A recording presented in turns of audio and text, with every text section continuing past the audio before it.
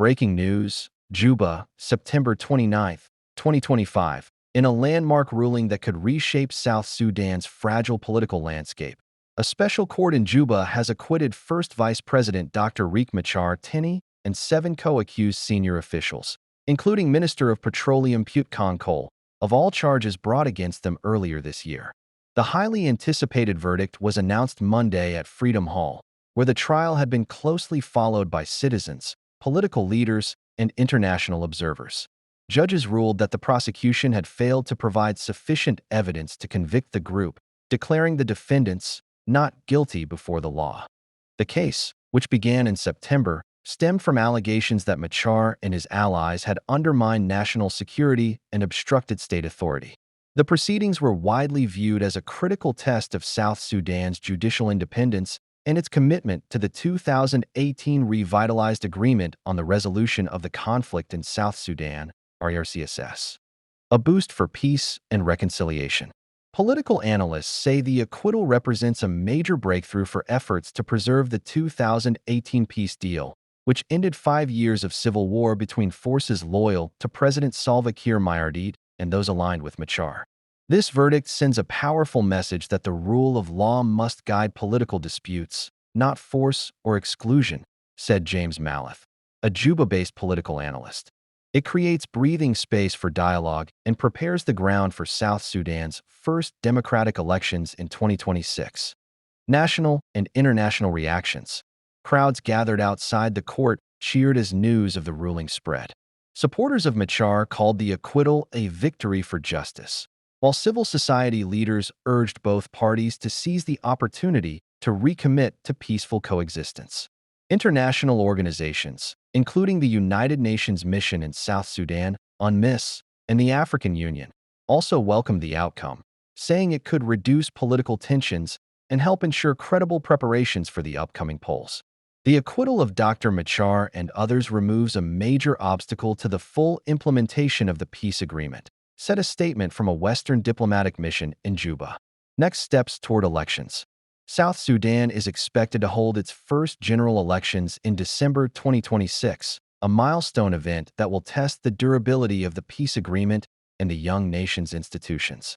The verdict is likely to allow Machar and his allies to participate fully in the political process, potentially altering the dynamics of the upcoming race. For now, attention turns to how both Kiir's ruling SPLM faction and Machar's SPLMIO will manage the renewed space for cooperation. Observers warn that while the acquittal is a positive step, the road to elections will require unity, compromise, and strong guarantees of security. This is a chance for South Sudan to show the world that it can overcome division and move forward as one nation, said a local church leader who attended the trial. But peace will only last if leaders put the people's interests first. More than 60 members of Drive Riek Machar's presidential guard have been released from detention, in what observers are calling a major step toward easing political tensions in South Sudan. The soldiers were freed on September 24th, a day after the second session of Machar's trial in Juba, where the suspended first vice president and 7 other senior officials faced charges that have since stirred both national and international concern.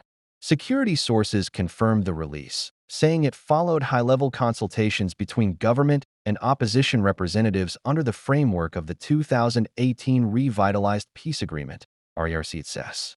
The soldiers had been held since Machar was placed under house arrest in March 2025. Families reunited. Scenes of joy were reported in several Juba neighborhoods as families welcomed the return of their loved ones.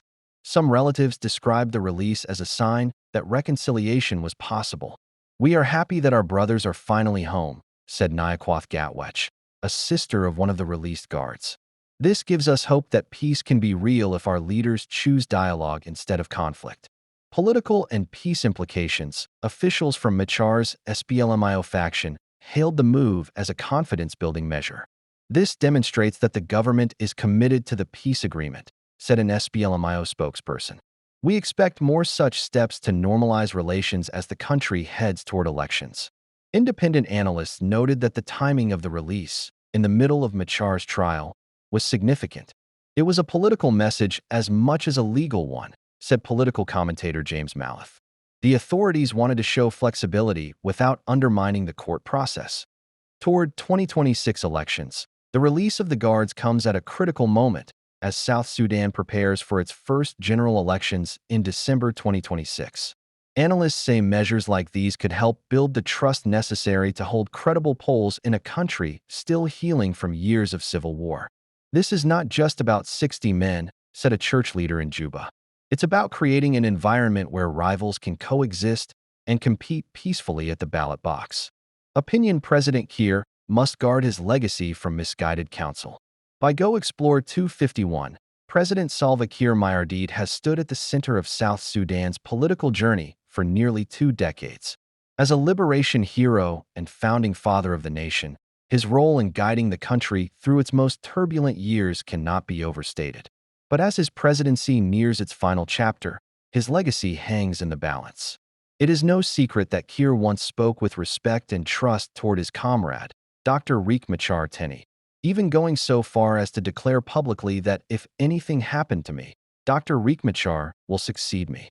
Such a statement reflected the depth of comradeship forged during the liberation struggle. Yet today, that bond and Kiir's legacy are under threat, not from Machar himself, but from individuals within Kiir's inner circle who are thirsty for power. These advisors, motivated by personal ambition rather than the nation's stability, routinely feed the president harmful ideas that risk undermining peace and national unity. The danger of wrong counsel. President Kiir has always been known as a leader who listens. But this strength has also become a weakness. Too often, he has accepted and acted on advice without fully weighing its consequences. Such decisions, while politically expedient in the short term, could ultimately spoil his legacy when he is remembered as a former president of South Sudan. If Kiir allows himself to be steered by these divisive forces, the risk is clear. South Sudan could slip into permanent instability, with political rivalries overshadowing the chance for peace and democracy.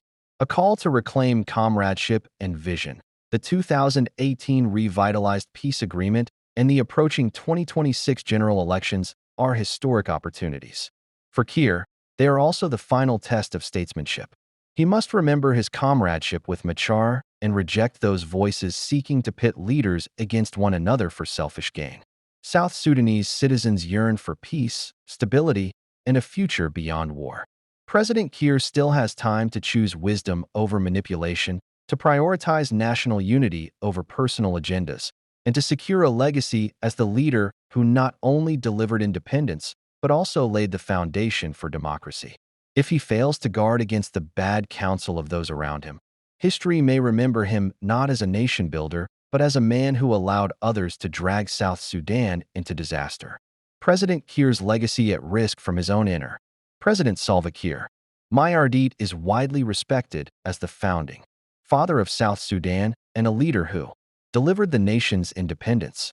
Yet as his presidency edges toward its twilight, his legacy is increasingly shaped not by his long service, but by the influence of those closest to him. Critics point to a small but powerful inner circle of advisors and allies who, instead of safeguarding the president's vision, appear to be pursuing their own interests.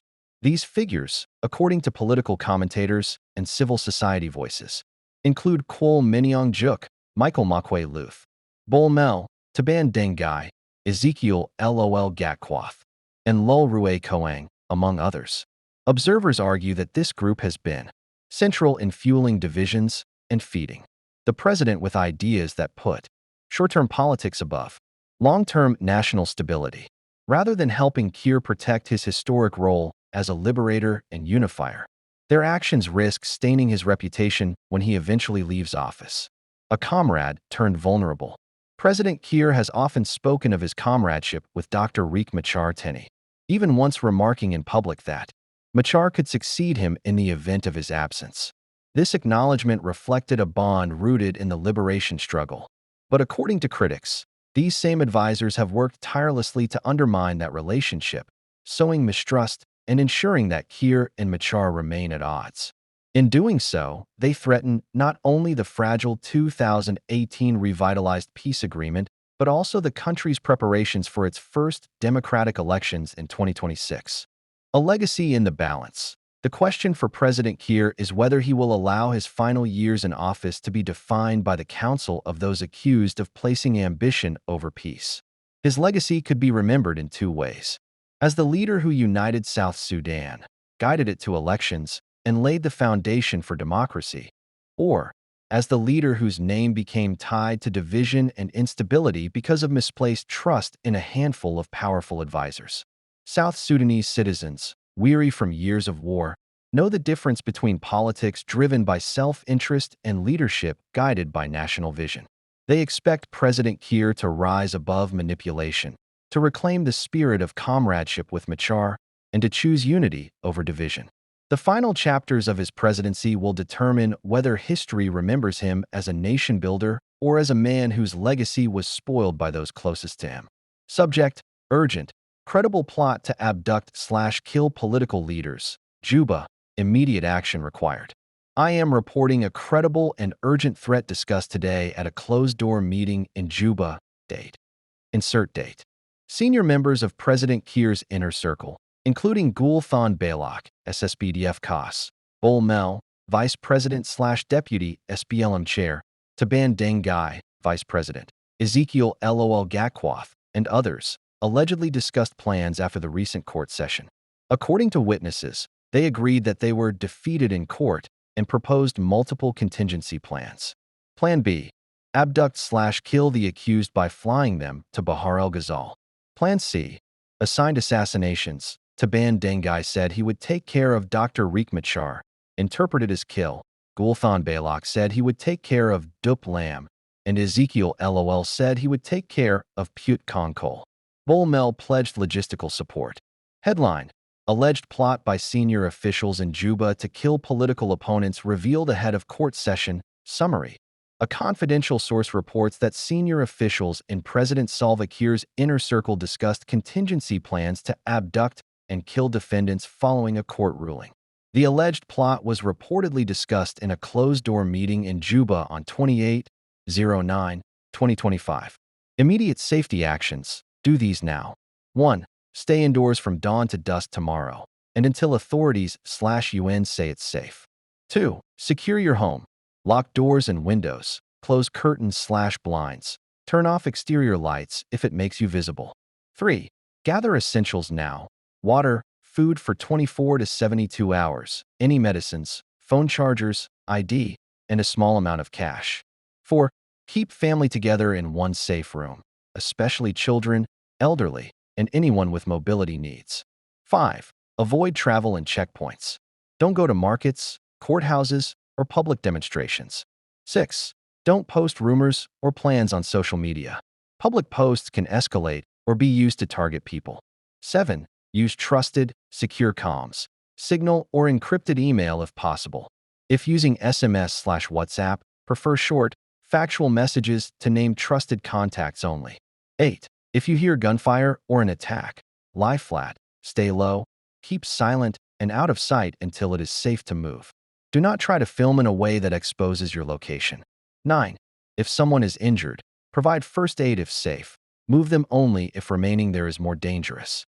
Record basic details, time, brief description for later reporting. 10. Plan evacuation routes mentally, one primary and one secondary. But do not evacuate unless it's safer to leave and you have a clear destination. Urgent safety notice, please read. Following today's court result, there are reports of possible violent plans. For your safety, please stay indoors tomorrow, avoid travel and gatherings, and keep doors/windows locked. Share this only with trusted neighbors. If there is gunfire or an attack, stay low and do not approach the scene. Contact trusted contact name/number if you need help. Short alert for UN/UNMISS/NGO. Subject: urgent, potential post-trial violence in Juba. I report credible threats of organized violence and targeted attacks following the recent court verdict. Many citizens are at risk. Please advise immediate protective measures and how to submit evidence securely. Contact urgent multi-recipient appeal to unmiss-spokesperson@un.org. Office of the UN High Commissioner for Human Rights, ochre-infodesk@un.org. Delegation of the EU to South Sudan, delegation-south-Sudan at eeas.europa.eu. IGAD, info@igad.int. AU Peace and Security/PSC. Use AUPSC channels. Troika Embassies, US/UK/Norway Embassies in Juba. See contacts below. Subject: Immediate protective deployment requested for Dr. Riek Machar. Pute Kong Cole and 7 co-accused. Credible post-trial. Assassination/abduction threat, Juba. Your Excellencies/colleagues. I write as a concerned and reliable source reporting. A credible and immediate threat to the life and security of the recently acquitted First Vice President Dr. Riek Machar, Pute Kong Cole, and 7 other accused individuals following the court verdict. Senior figures within the government inner circle reportedly discussed contingency plans after the court ruling that include abduction and targeted killings, with specific names assigned to carry out assassinations, and offers of logistical support. Given the specificity of the claims and the volatile context in Juba, I urgently request that your missions/organizations 1. Immediately coordinate emergency protective measures for the named individuals, temporary relocation, guarded safe houses, secure transport, or direct protection details. 2. Deploy rapid fact-finding and monitoring teams to Juba and relevant locations to deter and document any planned reprisals. 3. Publicly and privately communicate clear consequences for any attack on acquitted leaders to deter perpetrators and reassure the population. 4. Accept and secure evidence from vetted sources, audio, video/witness lists, and advise on secure channels for transfer. I can provide witness names, timestamps, and preserved audio, video evidence to vetted investigators and protection officers. Time is critical. Please acknowledge receipt and indicate immediate next steps or a secure channel for evidence transfer. Unmiss media/contact form/ spokesperson. Use the unmiss contact form or email unmiss-spokesperson@un.org. Unmiss contact and media page. Office of the UN High Commissioner for Human Rights, OHCHR. General contact and reporting guidance. ochre-info desk@un.org or use OHCHR reporting forms. Troika, US/UK/Norway Embassies. The Troika, US, UK, Norway, has an active diplomatic presence on South Sudan issues. Troika Embassy statements and Juba Embassy contact pages. Send to embassies in Juba. Example Troika statement and embassy pages. European Union Delegation to South Sudan. Delegation-South-Sudan at eeas.europa.eu. Phone listed on delegation page. IGAD, Secretariat/South Sudan Office. Main contact info@igad.int and IGAD South Sudan Office phone. Request urgent intervention via the South Sudan Office. African Union, Peace and Security, PSC/Department of Political Affairs, Peace and Security, PAPS. Escalate via AUPSC and PAPS channels. Use AUPSC contact page/PCU Secretariat. South Sudan. SPLMIO alleges assassination plot against Riek Machar. Former minister denies claims. Juba, South Sudan, September 28, 2025. Tensions have risen within South Sudan's political landscape as Oyet Nathaniel Pirino, acting chairman of the Sudan People's Liberation Movement in opposition, SPLMIO, accused elements within the government of plotting to assassinate suspended First Vice President Dr. Riek Machar. In a statement released Saturday, Oyet said the SPLMIO had received credible intelligence, suggesting a renewed attempt to target Machar in Juba. He alleged that President Salva Kiir, 2 unnamed vice presidents, and a former petroleum minister were involved in planning the plot prior to Machar's detention in March. Oyet warned of serious consequences and called on IGAD, the African Union, the United Nations, Troika countries, the European Union, and other partners to intervene and protect Machar and other political detainees. Oyet also welcomed the September 24 release of 74 political prisoners, but reiterated the SPLMIO's demand for the immediate and unconditional release of Machar and the remaining detainees. However, former Petroleum Minister Ezekiel Lol Gakwath strongly rejected the allegations, calling them false and unfounded. Acquits warned that such statements could fuel. He stated that Machar, himself, and others had previously been protected by President instability and undermined peace in the country. Kiir during past conflicts and emphasized that Machar's security is currently guaranteed by the Presidential Guard. Dr. Riek Machar's situation is a legal matter before the courts, not a threat to his life, Acquits said, urging the public to ignore what he called malicious claims by the SPLMIO. The conflicting statements highlight growing political tensions in South Sudan, with both sides framing the issue as either a serious threat to national leadership or a potential attempt to incite fear and division.